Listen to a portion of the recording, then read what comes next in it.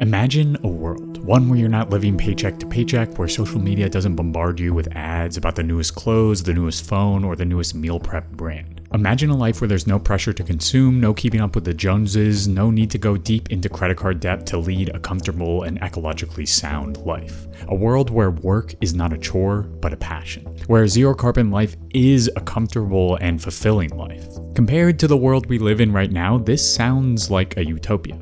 But today we'll reveal that that world is possible. We can and must build that future. A future where we break free from consumerism and ultimately capitalism. Here's how and why we need to do it. This video is made possible by my amazing viewers who support me on Patreon. Over the last 2 years, my revenue from ads and Patreon has dropped dramatically. So much so that if this trend continues, making videos like these will become less and less financially viable. So I have a quick ask. OCC is a one-person operation, and it would be nice to earn enough to cover rent and my health insurance, which increases in cost every year. So if you've been a long-time viewer or just stumbled across the channel, thank you for watching, and please consider supporting Our Changing Climate on Patreon with the link in the description. Literally pledging just the cost of one coffee a month from just 200 of you would be a huge help for the channel, and to be honest, me. The world lives in a wash of products. Everything from Apple to boutique brands plaster every available surface with advertising. We're out of Pringles. He fired up the Ram RHO for a little joyride. What did you make, little Walters? Get a poppy. Get a poppy. Get a poppy. And we, in turn, respond. The siren songs of marketing play at our desires. We buy to feel happy, we buy to feel less stressed, we buy to feel loved, to feel community, to feel worthy, to numb the pain. All of this consumption pouring out of imperial core countries and now quickly seeping into the imperial periphery has meant immense material waste, extraction, and emissions. Single-use items and fast fashion pile up in landfills every year around the world, growing the already massive 2 billion tons of solid waste we already create annually. As waste accumulates, we delve deeper and mine harder to create all of those products. Mineral extraction rates have exploded since 1960, plastic production has accelerated, and energy consumption has also increased globally. And with all of this extraction and production has come exploitation, as workers in places like Kolwezi in the Democratic Republic of Congo are forced into mines and toxic working conditions to extract precious metals like cobalt needed for the endless gadgets the rest of the world supposedly needs. To add insult to injury, all of these products are leading to a seemingly unstoppable rise in greenhouse gas emissions. Since 1990, global annual emissions have almost doubled. These heat-trapping gases mean the world is heating up much faster than many climate scientists predicted. Indeed, we're on track for 2.7 to 3.2 degrees Celsius of warming, which would be catastrophic in so many ways. In short, behind the comfort and consumption of some lies the immiseration of millions and the degradation of our biosphere, our very capacity to live. But as we'll soon see, despite the crushing crowds at Black Friday events, despite the mountains of Amazon packages piled at suburban doorways, and despite the mountains of waste from fast fashion hauls and new tech, consumerism is not the problem. Those Black Friday crowds, those Amazon packages are spurred on by corporations hoping to offload their useless goods onto us, the consumer. Because to stay competitive and ultimately to make more profit and accumulate more capital, companies must sell more commodities. In extremely simplistic terms, the more corporations can produce for the least amount of money and then sell all of that product for a profit margin that outcompetes their adversaries, the better they do. But to sell all that crap they produce, capitalists need to generate among the masses what Marxist philosopher Herbert Marcuse calls false needs. Producers need to make us believe that their product is a must-have rather than a nice-to-have, and they do that primarily through marketing. Sign up to be a member if you want free shipping. I absolutely love my Glide Step Skechers slip-ins. It's fresh pat. Real meat, real veggies from my boy Junior. Companies like Apple, Amazon, or H&M assign emotional value and meaning to objects whose actual value stems from the labor and costs needed to make that product. This process not only obscures exploitative practices employed during production, but also allows companies to set higher prices because the commodity is now imbued with certain politics and values. So the range of brands and products on the shelves might make you feel like you have the freedom to buy better, but in reality, you are only served clothes, gadgets, or phones that generate profit or allow corporations to stay competitive. Factors that are often determined by labor costs, raw materials, and transportation logistics, much more than consumer demand. The problem then is not the masses consuming. The problem is the producers, the owners of capitalist production, but more specifically, capitalism itself. An economic system that relentlessly pushes the owners of production to try to sell as many of their goods to the masses in order to make the most profit and continue the endless accumulation of capital. As we will see later in the video, changing our lifestyles or consuming better is a Sisyphean task. Consumerism needs to be seen as a symptom of the relentless churn of capital accumulation, because capitalists goad us into using our hard-earned money on waste, and in turn, we berate ourselves for not doing better in a broken system, when in reality, the larger system is to blame. We feel disconnected, lonely, numb, stressed, anxious, fearful. We live in a world of uncertainties, where fossil fascism is on the rise, where climate shocks loom larger with each passing year. It would be easy to say that overconsumption stems from savvy marketing tactics, nudging us with emotional cues and imagery of what our life could be like, and just leave it at that. But it's not that simple. One of the deeper questions to ask concerning consumerism is, why are we so numb, anxious, stressed, and disconnected in the first place? The answer, at least in part, can be found in capitalist alienation. I covered alienation much more thoroughly in another video I made on consumption, but in short, capitalism relies on a system of private ownership and socialized production. In other words, individual capitalists own the factories, tools, and the means of production, but in order to actually make stuff, those capitalist owners rely on a mass of workers who must sell their labor for money to live. As a result of this system, the worker does not own the product they create. There's no purpose to the work for the laborer except to put food on their table by selling their labor. So not only is the product the worker toils over all day not theirs, but they are forced into selling their labor to capitalists in order to live. All this tireless and unfulfilling work makes us easy targets for marketing. We seek to fill the void of meaningless work and unfulfilling creation with seemingly meaningful products, especially if we're spammed with ads every 30 seconds while scrolling on Instagram or TikTok. Yet consumption never quite brings us that fulfillment we crave, especially as capitalism also alienates us from our communities, pushing us into urban sprawl, cars, cubicles, while gathering spaces and groups disappear. A culture of individualism and siloed living is a perfect environment to sell us more products and generate more profit, but terrible for the environment and our well-being. Ultimately, we live under a mode of production built to satisfy the needs of a few capitalists. And those needs, alongside the structure of capitalism running on fossil fuels, are directly antagonistic to the needs of all people and the planet. Put another way by organizers from the group Climate Vanguard, the imperatives of capital, profit maximization and accumulation are in direct contrast with the people's interests, material needs, and social aspirations. So it's not enough to just stop consuming or to break free from consumerism and the environmental destruction that comes with it. We need to break free from capitalism itself. Luckily, within the contradictions of capitalism lie the kernels for a path forward. The conflict between the needs of capitalism and the needs of the people is fertile ground for revolution. Or as Climate Vanguard again explains, much like gravity compels an apple to fall, this class antagonism breeds grassroots resistance. And building the power of that grassroots resistance, not buying better or less, is how we will escape consumerism and ultimately capitalism.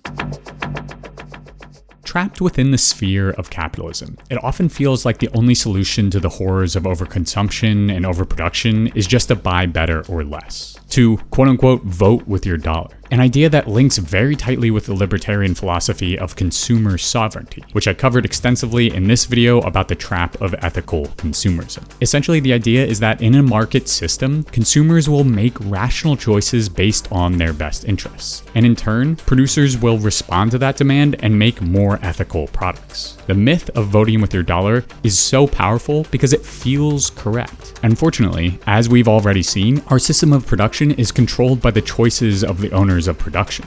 They generate and fan the flames of false needs among the masses. Yes, decreasing and shifting consumption on a mass scale might change the way capitalism looks, but it does not address the foundational rot of the system. As environmental sociologist Alan Schneiberg writes, consumption cannot be the leading factor in the expansion of production. Increased consumption may permit expanded production, but it does not generally cause it. On top of this, as eco-Marxist philosopher Ian Angus writes, the theory of consumer sovereignty depends on the assumption that consumers know everything relevant about products, prices, etc., and so can make informed and rational buying decisions. But we live in an irrational economic system and are unable to make rational choices. Whether it's highly misleading food labels like cage-free, grass-fed, or free-range, or greenwashed fast fashion, the actual exploitation and ecological destruction of production is so shrouded in false claims, which means that even if we wanted to, we can't actually make the quote-unquote rational or ethical choice. So we need to break free from the distraction of buying better or buying less. And no, I don't mean start revving up your fossil fuel guzzling car and buy whatever you want. The luxury consumption of the capitalist class and the rich needs to end. And even in your own life, it doesn't hurt to keep trying to live your values through your buying habits and lifestyle choices. But it's crucial to keep in mind that those actions will never be enough to create the system change we need. Indeed, at their worst, consumer-side ecological tactics limit our imagination about what is possible, which is part of the agenda of the oppressor. As Ashley C. Ford writes, the goal of oppressors is to limit your imagination about what is possible without them, so you might never imagine more for yourself and the world you live in. Consumer-side environmental actions have siloed and dispersed the mass ecological movement for decades, as we eschewed marching on the streets and blocking pipelines for recycling better and buying ethical. Indeed, as eco-anarchist Murray Bookchin writes, this privatization of the environmental crisis, like New Age cults that focus on personal problems rather than on social dislocations, has reduced many environmental movements to utter ineffectiveness and threatens to diminish their credibility with the public. If simple living and militant recycling are the main solutions to the environmental crisis, the crisis will certainly continue and intensify. In short, if we attempt to tackle consumerism alone, we will fail. Buying better or buying less can be costly, uncomfortable, and ostracizing endeavors in a capitalist world, urging all of us to do the exact opposite. And often all that struggle and hardship does little to move the needle. So if we know that alienation, overproduction, rampant consumerism, exploitation, and extraction are all inherent to our current stage of capitalism, then tinkering around the edges is not the answer. To truly break free from consumerism, we need to break free from capitalism. And we can only do that collectively, building power from the ground up, towards ecosocialism. In 2019, it seemed as if the world was on the cusp of mass environmental revolution. Millions of people took to the streets, walked out of schools, blocked pipelines, and demanded a world without fossil fuels. And then the pandemic hit. Other struggles arose, and in the blink of an eye, all of that momentum disappeared. The coming decades will require us to face down this failure and build a movement that's not just powerful in a brief moment, but endures. But to do that, we must chart a path. To start, we must collectively recognize that capitalism is causing overconsumption, overproduction, and vast environmental degradation. We must tear it down and replace it with a new economic system. For me, that system is ecosocialism. For others, it's eco-anarchism, but if anything was made clear by the precipitous rise and fall of the 2019 mass environmental protest movement, it's that any successful challenge to the capitalist system must be organized and structured. Which means that there must be some sort of eco-socialist party, a vanguard party as Lenin called it, whose goal is to unify, direct, and endure to build an eco-socialist world by and for working and oppressed peoples. What's crucial here is that this is not the social democratic, progressive liberal party of Sweden or Bernie Sanders. This is an explicitly revolutionary eco-socialist party, one that delves into electoral politics as one tool of many to build political and organizational power. But it is not the end goal to win elections. As the members of the eco-socialist group Climate Vanguard write, an eco-socialist vanguard party's goal should be threefold. First, to connect and unite the vast array of liberatory struggles for oppressed and working people into a people's bloc. Acting as a compass, the party should help hone the power of all of these disparate movements into a spear to pierce the veil of capitalism. Again, Climate Vanguard writes, while capitalism and imperialism gives rise to resistance, it does not unify them into a coherent front. This is the job of the Ecosocialist Party. It overcomes atomization by forging an organized collectivity, or a people's bloc, of social movements and communities that is united in the common objective to build ecosocialism. The second purpose of an eco-socialist vanguard party is direction. To truly topple capitalism, to end ecological destruction, to fight racism, homophobia, ableism, misogyny, imperialism, and to build a just and equitable world, we all need to be working towards a similar direction. The goal of the vanguard party should be to coordinate and connect the power of movements. Instead of pulling in 5 different directions all at once, we need to all augment each other's power. This requires seeing the Black Lives Matter uprisings, the struggle for climate action, and the fight for Palestinian liberation, among many others, as all part of one struggle. An eco-socialist party's task is to help hammer that reality home. And finally, the third is endurance. This is crucial. To successfully challenge the terrors of capitalism, we need a movement and organizational structure that continues operating through the booms of the 2019 mass environmental protests and the 2020 uprisings, as well as the subsequent busts as they lose momentum. A vanguard party would function to capture that momentum and the energy of these waves of action and provide already in action structures that drive us closer to upending capitalism. Around the world, socialist vanguard parties are already trying to do all of this, like the Workers' Party of Belgium, the Communist Party in the Philippines, or the Communist Territories in India. Or in the US, where members of the Marxist Unity Caucus in the Democratic Socialists of America are trying to steer the organization towards a more revolutionary agenda. None of these groups are by any means perfect, but they are a launching point for the struggle against capitalism. And we need this organizational and structural capacity not just to build power, but because if we don't, the forces of fossil capitalism will surely crush or subsume us. The capitalist class, especially the fossil capitalist class, will fight tooth and nail to prevent any change to business as usual, as evidenced by the militancy of police and private mercenaries protecting pipelines and the growing violence of the far right and fossil fascism. But what happens if an eco-socialist vanguard party is actually successful in capturing power?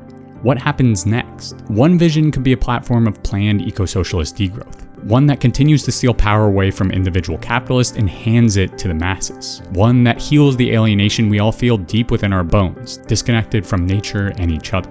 One that seeks to end overconsumption and brings us some semblance of a good life on a thriving planet. And it starts with the expansion and decommodification of universal basic services. That means free and accessible healthcare, education, housing, public transit, energy, water, parks, gyms, and yes, even beautifully grown food.